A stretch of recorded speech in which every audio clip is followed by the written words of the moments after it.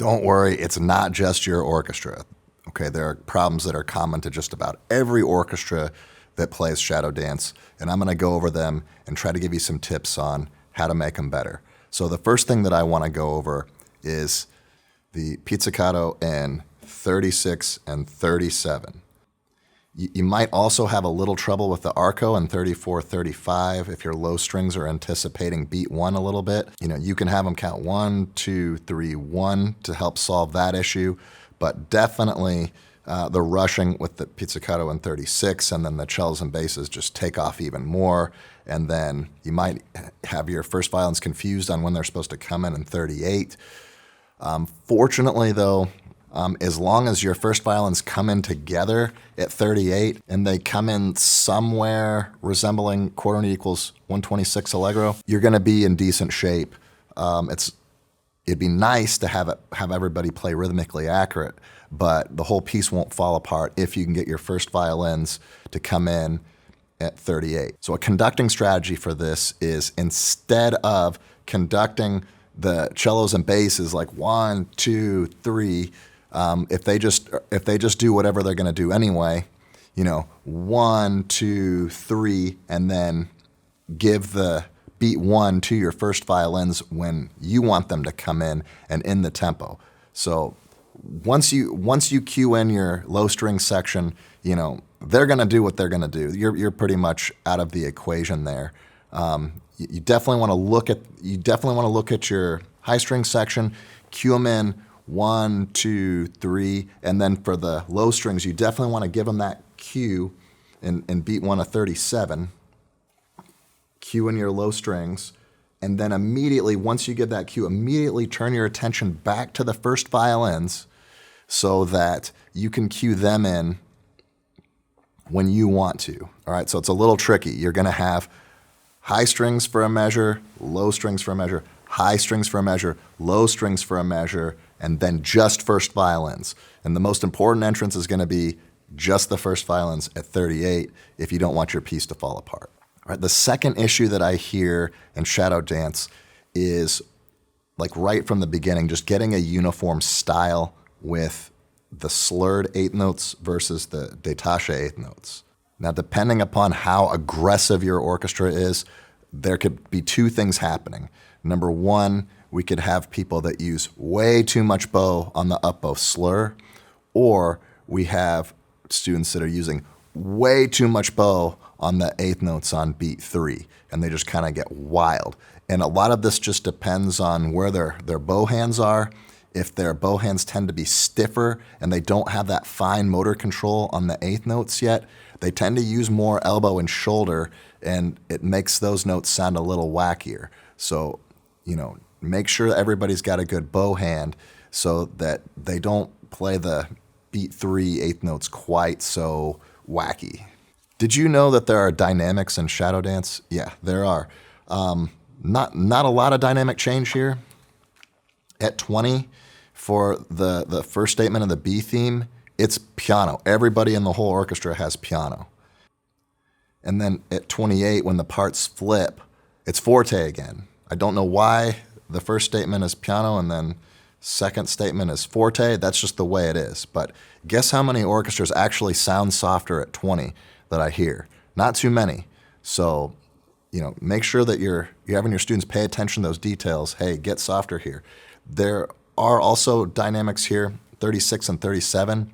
The pizzicato notes here are marked piano. I don't think this is as important as the piano in 20 because pizzicato is already going to sound a little softer than the arco notes before it.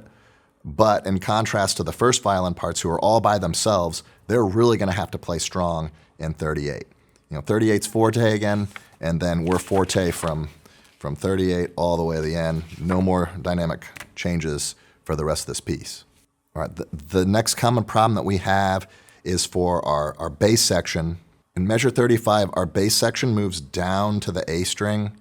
A lot of bass sections, either they don't have experience on the A string, they don't know those notes, and they just kind of flub them, or they don't understand that it's C sharp and it needs to be fourth finger instead of second finger. They're 2 octaves lower here than the cellos.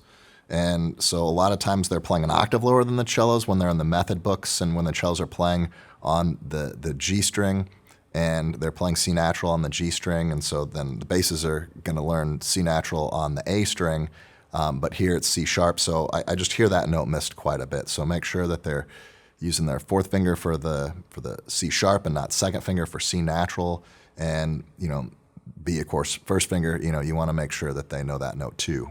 But really, that's all they have are just those two notes. So if you can teach them those two notes, hey, you're in better shape than a lot of groups. I think just some directors don't really listen to their basses very much. They're way in the back and they're usually goofing off anyway. So sometimes they get ignored. 42 through 46 is sometimes a problem. Everybody but first violins has these dotted half notes. That should be pretty easy to get together, and you might want to isolate that from the first violins. Sometimes the first violins just kind of take off and they start rushing, and then not everybody is together with the restatement of the A theme in 46. Part of the problem is that there are uneven bows in the first violins, and I already did a video on uneven bows, and I addressed this specifically already. Basically, just to reiterate, make sure that they slow the bows down on the tied notes, and that way they won't rush. If they run out of bow, they're going to rush.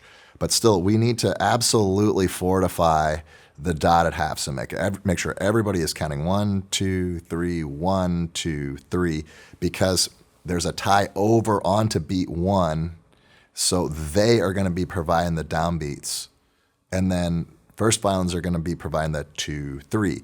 So you can think of it like as a traditional waltz where it's like 1, 2, 3, 1, 2, 3, and making sure that they understand their roles within the meter.